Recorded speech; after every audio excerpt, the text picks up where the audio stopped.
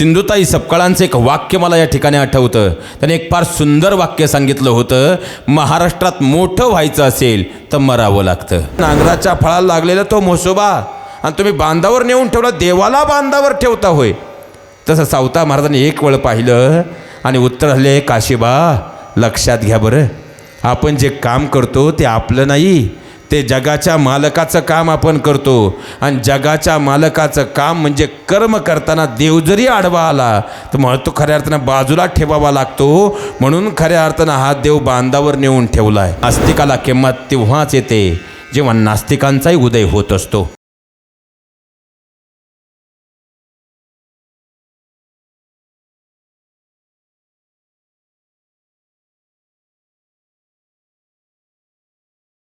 खऱ्या अर्थानं आस्तिकाला किंमत तेव्हाच येते जेव्हा नास्तिकांचाही उदय होत असतो. आणि खऱ्या अर्थानं आता सावता महाराजांची कीर्ती सर्वदूर पसरली. त्या कीर्तीचा आलेख वाढू लागला. आणि पाहता पाहता आता काही नास्तिकांच्या मनामध्ये मात्र सावता महाराजांच्याबद्दल विचारांचं काहूर पेटलं. सावता बाबा कीर्तन करतात म्हणे आणि त्या कीर्तनाला गावातली लोक जाऊन बसतात, याचा राग मात्र आता ओंकार स्वामीच्या मनात कुठंतरी येऊ लागला. आणि दुसऱ्या बाजूला बांधाचा आता भाऊबंदकीचा वाद मी सांगायला नको, तो तुम्हाला चांगला माहिती आहे. आता खऱ्या अर्थानं सावताबाबांच्या मळ्याला खेटूनच कामाजी माळीचा मळा होता, पण सावता महाराजांचा मळा नेहमी भरलेला फुललेला. आणि दुसऱ्या बाजूला आपला मळा मात्र खऱ्या अर्थानं त्या उंचीनं खऱ्या अर्थानं पुरं माघारी राहिलेला. कामजी माळेलाही खऱ्या अर्थानं राग होताच. आता दिवसामागून दिवस जात होते, हाताची बोडं मोडली जात होती, पण ओंकार स्वामी कामाजी माळी आता विचारांमध्ये मग्न होते. काहीतरी केलंच पाहिजे. आता सावता महाराजांच्या जीवनाचा प्रवास ते नाव मोठं होऊ लागलं, याचा त्रास मात्र सगळ्यांना होऊ लागला. आणि विषयतत्वानं कुणाला, या नाठाळांना. आस्तिकांच्या चेहऱ्यावरचा तो भाव आनंदाचा सावता महाराजांच्या रूपानं जगण्याचं चैतन्य कळत होतं. आणि त्या चैतन्याच्या विश्वामध्ये खऱ्या अर्थानं आरणगावची माती न्हावून निघत होती. आता शेतीतले कामं करताना अभंगाचा भाव पुढं सरकत होता. दिवस जात होते, श्रावण महिना जवळ आला होता. आणि आता शेतातली पेरणी करायची, पण पेरणी करायची म्हटल्यानंतर आता खऱ्या अर्थानं नांगरटणीचं काम सुरू होतं. पावसानं उघडदीप दिली होती, काम सुरू होतं. आणि अशाच वेळी खऱ्या अर्थानं नांगराचा फाळ अडकला. सावताबाबांनी पाहिलं, अरे नांगराचा फाळ कुठं अडकला. पाहिलं तिथे एक भला मोठा दगड होता, त्याला शेंदूर लावलेला, ज्याला आपल्या गावाकडं म्हसोबा म्हटलं जातं. आणि मग मात्र सावता महाराजांनी ते पाहिलं. मुखातून अभंगाचे शब्द खऱ्या अर्थानं त्या भक्तीच्या नामचिंतनामध्ये रत होत होते. काशीबा खऱ्या अर्थानं ते लिहूनही घेत होते. नांगराचा फाळ अडकला म्हणून ते थांबले. आणि तिथं तो म्हसोबा जागेवरून उचलला आणि बांधावर नेऊन ठेवला. बांधावर खऱ्या अर्थानं नेऊन ठेवला. काशीबांनी पाहिलं आणि काशीबा उतरले, बाबा अहो खऱ्या अर्थानं नांगराच्या फळाला लागलेला तो म्हसोबा आणि तुम्ही बांधावर नेऊन ठेवला, देवाला बांधावर ठेवता होय. तसं सावता महाराजांनी एक वेळ पाहिलं आणि उत्तर हल्ले, काशीबा लक्षात घ्या बरं, आपण जे काम करतो ते आपलं नाही, ते जगाच्या मालकाचं काम आपण करतो. आणि जगाच्या मालकाचं काम म्हणजे कर्म करताना देव जरी आडवा आला तर मग तो खऱ्या अर्थानं बाजूला ठेवावा लागतो. म्हणून खऱ्या अर्थानं हा देव बांधावर नेऊन ठेवला आहे. पण एवढी बातमी खऱ्या अर्थानं गावापर्यंत पोचली. ओंकार स्वामी आणि कामाजी माळेच्या मनात एकच विचार होता, काही करून खऱ्या अर्थानं कुठंतरी सावता महाराजांना महाराजा पदापासून दूर न्यायचं, एवढाच भाव दोघांच्या अंतकरणामध्ये होता. आणि आता मात्र म्हसोबा गावापासून दूर नेऊन ठेवला, म्हणजे शेताच्या बांधावर नेऊन ठेवला, एवढी बातमी कळाली. आणि दुसऱ्या दिवशी कामाजी माळी आणि ओंकार स्वामी सावता महाराजांकडे आले. सकाळची वेळ होती. खऱ्या अर्थानं जनाईला काही माहीत नव्हतं कशासाठी आलेत. आपल्या कुळ परंपरा खऱ्या अर्थानं जर पाहिली तर घरी कोणीही येऊ द्या, अतिथी म्हणून गुळ पाणी दिल्याशिवाय कधी जाऊ द्यायचं नाही. बसायला खऱ्या अर्थानं बसकर टाकलं, त्यावर कामाजी माळी ओंकार स्वामी बसले.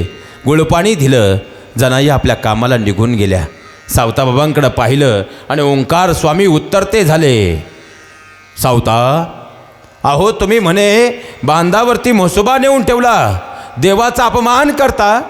आणि खऱ्या अर्थानं हात जोडून नम्रपणे सावता महाराज उत्तर आले, नाही स्वामी, अहो देवाचं काम करतो, देवाच्या कामात कुणी मध्ये आलं, देवानं मला सांगितलंय की मला बाजूला ठेवलं तरी चालेल, पण माझं काम चुकवता कामा नये. कारण काम जर झालं नाही तर माझ्या शेताच्या मळ्याचा मालक माझ्यावर रागवल्याशिवाय राहणार नाही.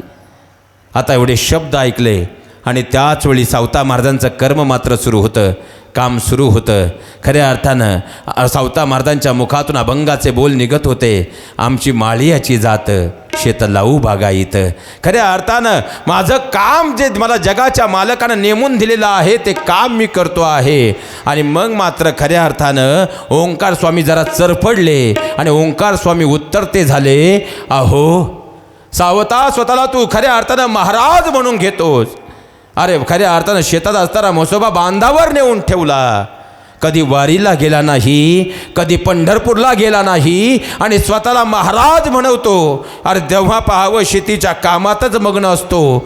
आणि सावता महाराजांनी हात जोडून सांगितलं, बाबा अहो खऱ्या अर्थानं पंढरीचा परमात्मा पंढरीमध्ये नाही, तो खऱ्या अर्थानं कांदा मुळा भाजीमध्ये आहे. कांदा मुळा भाजी, कांदा मुळा भाजी, कांदा मुळा भाजी, कांदा मुळा भाजी.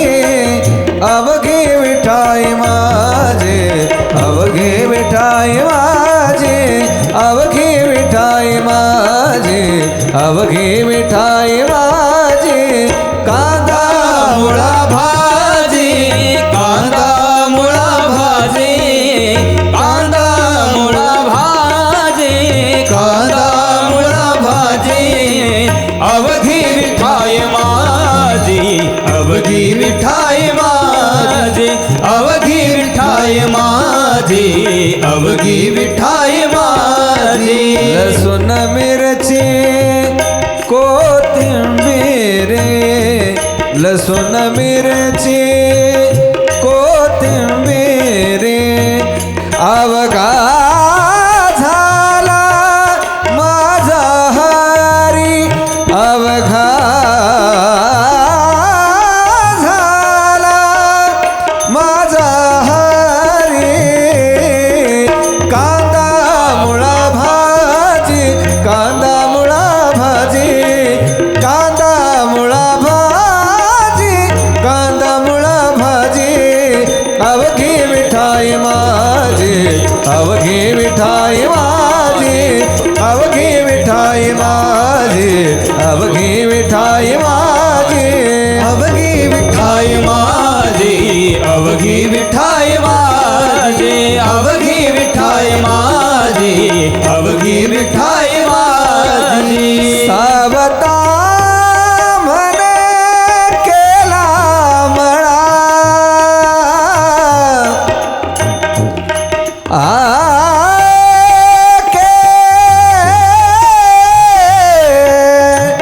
केला मळा.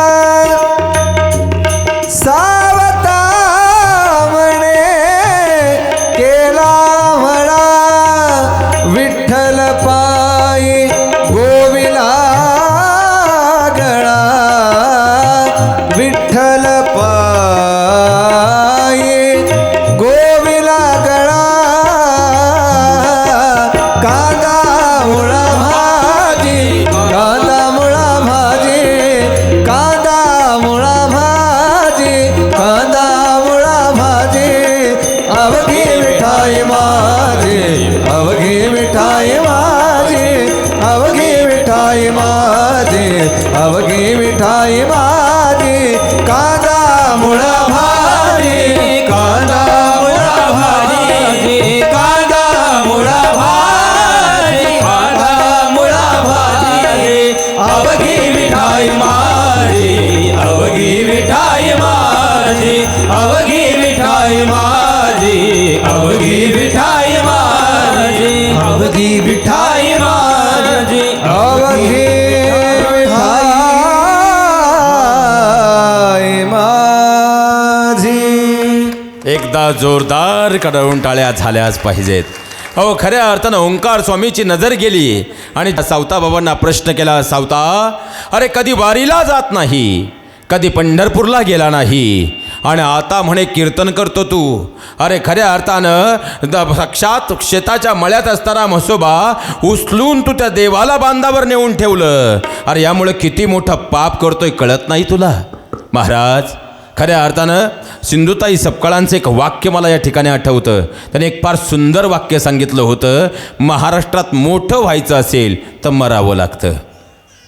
आणि जर खऱ्या अर्थानं आपण बारकाईनं संत ईश्वरीय चरित्र पहा, कारण संत खऱ्या अर्थानं तुकोबारायांच्या जीवनचरित्रातला प्रवास जर आपण पाहिला, त्याही प्रवासामध्ये एक सुंदर दृष्टांत आहे. ज्यावेळेस इंद्रायणीच्या डोहामध्ये साख्या निर्माण झालेल्या अभंगाच्या अमृतबोल बुडवण्यास सांगण्यात आलं, तेव्हा खऱ्या अर्थानं आपल्या समोर खऱ्या पाहिला गेलं तर भगवान विष्णूंचा अंश असणारे म्हणे रामेश्वर भट्ट दुजा तू का विष्णू नोहे तुझा. विष्णूंचा अंश असणारे तुकोबाराय आपल्या समोर आहे, याची जाणीव रामेश्वर भट्टांना नव्हती. अगदी त्याचप्रमाणे आज ओंकार स्वामी आणि कामाजी माळे मात्र समोर सावताबाबांना बोलत होते, पण साक्षात समोर सावता महाराज नाही, तर ज्या ईश्वराची आपण सेवा करतो त्या ईश्वराचा अंश आपल्या समोर आहे हे मात्र त्यांच्या डोळ्यांना दिसत नव्हतं. शोकांतिका आहे, कारण आपल्या समाजाची ही शोकांतिका आहे महाराज. अहो त्रेतायुगामध्ये जर खऱ्या अर्थाला कैकईला भरत ओळखता आला असता तर भरताच्या डोळ्यात पाणी आलंच नसतं. खऱ्या अर्थानं राजा कैकईला जर राजा दशरथ ओळखता आला असता दशरथाचे प्राण गेलेच नसते. आणि खऱ्या अर्थानं जर पाहिलं गेलं तर कैकईला श्रीराम कळाले असते तर प्रभू रामचंद्रांना वनवास झालाच नसता. अहो खऱ्या अर्थानं सीता मातेला लक्ष्मण भैया कळाले असते तर 14 वर्षाच्या वनवासाचा प्रवास कधी झालाच नसता. अहो जिथं खऱ्या अर्थानं तुमचं माझं सामान्य जीवाचं सोडून द्यावं, पण अध्यात्म क्षेत्रातले अशी काही खऱ्या अर्थानं प्रसंग आहे जिथं आईला मुलगासुद्धा ओळखता आला नाही. यशोदा मातेचा प्रसंग कोड आहे महाराज. खऱ्या अर्थानं आता भगवान परमात्म्याचा जन्म झाला, परमात्मा गोकुळात आले, पण गोकुळात खोड्या एवढ्या करू लागले का त्या खोड्या पाहिल्या आणि सगळ्या गोपिका धावत धावत खऱ्या अर्थानं यशोदा मातेच्या जवळ यायच्या आणि सांगायच्या, यशोदा तुझा काना फार खोड्या करतो, नाकीनं बांधलंय त्यांनी आम्हाला, आणि मग त्यासाठी काय करावं. यशोदा मातेने विचारलं आणि ज्येष्ठ गोपीने सांगितलं, गणेश देईल त्यास उत्तम गुण. खऱ्या अर्थानं संकष्टीचं व्रत तू करावं. एवढं ऐकलं आणि यशोदा मातेनं संकष्टीचं व्रत सुरू केलं. आता खऱ्या अर्थानं गणरायांची आराधना झाली, संकष्टीला व्रत सोडायचं. आता मात्र पाहिला गेलं तर गणपती बाप्पाला हे खऱ्या अर्थानं यशोदा मातेने केलेलं व्रत सफल व्हावं म्हणून जगाच्या मालकानंही 1 महिना आपल्या खोड्या थांबवल्या. संकष्टीचं व्रत आता उद्यापन करायचं, मग त्यासाठी काय करायचं तर यशोदा मातेने रात्रभर जागून 1000 मोदक आणि 1000 लाडू बनवले. आता दुसऱ्या दिवशी उद्यापन करायचं सकाळी, म्हणून आता त्या ठिकाणी आपल्या हातामध्ये 2 ताटं घेतली आणि यशोदा माता निघाल्या. सोबत कान्हाला घेतलं आणि कान्हानं सांगितलं, आई मला दे ना 1 मोदक. यशोदा मातेनं आपल्या लेकराकडे पाहिलं आणि सांगितलं, बाळा जोपर्यंत देवाला नैवेद्य होत नाही तोपर्यंत घरातल्या लेकरानं सुद्धा खायचं नाही. आता देवासमोर ताट ठेवलं, 1000 मोदक 1000 लाडू, आणि यशोदा माता नेमका अष्टगंध आणायच्या विसरून गेल्या. त्यांनी कान्हाकडे पाहिलं आणि सांगितलं, कान्होबा आता इथं लक्ष ठेवा बरं, मी जरा खऱ्या अर्थानं अष्टगंध घेऊन येते. आणि जशा यशोदा माता आत गेल्या तसं कान्हानं गणपती बाप्पाकडे पाहिलं, बाप्पा तुमच्यासाठी महिनाभर शांत राहिलो, तुमचा मान ठेवला, आता हे लाडू आणि मोदक तुम्ही खाता का आम्ही खाऊ. गणपती बाप्पा म्हणले, तुमच्या आईला हा उद्योग आम्ही सांगितला, तुम्ही खायचे तुम्ही खा पण मला त्रास देऊ नका. आणि एवढं जसं ऐकलं तसं खऱ्या अर्थानं आता 1000 मोदक आणि 1000 लाडू भगवान परमात्म्यानं कान्हानं आपल्या पोटात घेतले आणि तेवढ्यात यशोदा माता आल्या. आता यशोदा मातेनं पाहिलं, रात्रभर जागून 1000 मोदक आणि 1000 लाडू बनवले, पण त्यात एकही नाही. विचारलं, कान्हा हे लाडू मोदक गेले कुठं. आणि भगवान परमात्म्याने एक वेळ आपल्या आईकडे पाहिलं, सांगितलं, आई अगं मी इथं बसलोच होतो, पण खऱ्या अर्थानं इथं एक खऱ्या अर्थानं मोठा मोषक आला. हजारो मोषक होते तयामध्ये थोर, होतासी मोषक वरी विनायक बैसलाजी. एक मोठा मोषक होता आई, आणि त्यावरती त्या उंदरावरती मोठ्या पोटाचा बाबा बसला होता. त्यानं हे सगळं खाल्लं आणि निघून गेला. यशोदा मातेनं विचार केला, अरे बाबा, आता खऱ्या अर्थानं ज्याचं व्रत ठेवलं तो आला, पण मला काय दिसला नाही, त्याचं दर्शन घेता आलं नाही. कमीत कमी गुळ खोबऱ्याचा नैवेद्य तरी घेऊन येते. आणि यशोदा माता पुन्हा गुळ खोबरं आणायला गेले, तोपर्यंत 1000 लाडू आणि 1000 मोदकांची आतल्यात मारामारी सुरू. आता खऱ्या अर्थानं गणपती बाप्पाकडं पाहिलं आणि कानानं सांगितलं, महिनाभर तुमचा मान ठेवला, आता मोदक लाडू पोटात गेले, पण आत त्यांचं कुरुक्षेत्र पेटलेलं तेवढं येऊन सरळ करून. आणि जसं गणपती बाप्पाला घेतलं, गणपती बाप्पा आता यशोदा माता आल्या. पण यशोदा मातेनं पाहिलं, पहिल्यांदा नैवेद्यच खऱ्या अर्थानं नव्हता. आता ज्यासाठी व्रत केलं, नैवेद्य केलं, तो जगाचा खऱ्या अर्थानं गणपती बाप्पा जागेवर नाही. आणि मग खऱ्या अर्थानं यशोदा मातेनं कान्हाकडं पाहिलं आणि विचारलं, बाबा, अरे तो देव कुठं आहे? आणि कान्हा मात्र जोरजोराने हसू लागले आणि आपल्या आईकडं पाहिलं आणि मनोमन उत्तर आले, देवालाच विचारती होय?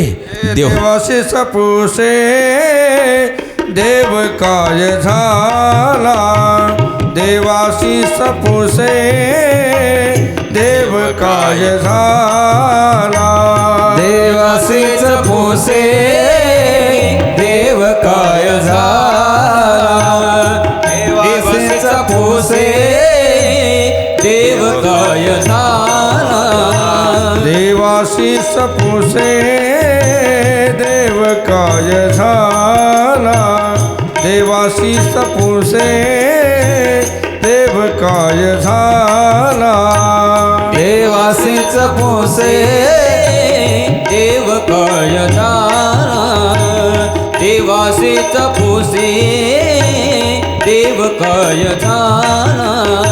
हसवाले बोला या चिठाई, हसवाले बोला या चिठाई, देवाशी सपुसे देव काय झाला, देवाशी सपुसे देव काय झाला, देवाशी सपुसे देव काय झाला, देव काय झाला, देव काय झाला. एकदा जोरदार कडवंटाळ्या होऊन जाऊ द्यात महाराज.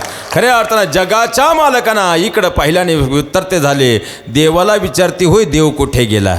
कारण खऱ्या अर्थानं मग ही समाजाची शोकांतिका आहे महाराज. अहो, जिथं आईला मुलगा ओळखता आला नाही, तिथं खऱ्या अर्थानं ओंकार स्वामी आणि कामाजी माळे यांना भगवंताचा अंश असणारे सावता महाराज म्हणजे साक्षात परमात्म्याचा अंश आहे, हे कसं ओळखता येईल? आता खऱ्या अर्थानं सावता महाराजांकडं पाहिलं आणि तनतन करत ओंकार स्वामी आणि सावता माळी गावाकडं निघून गेले.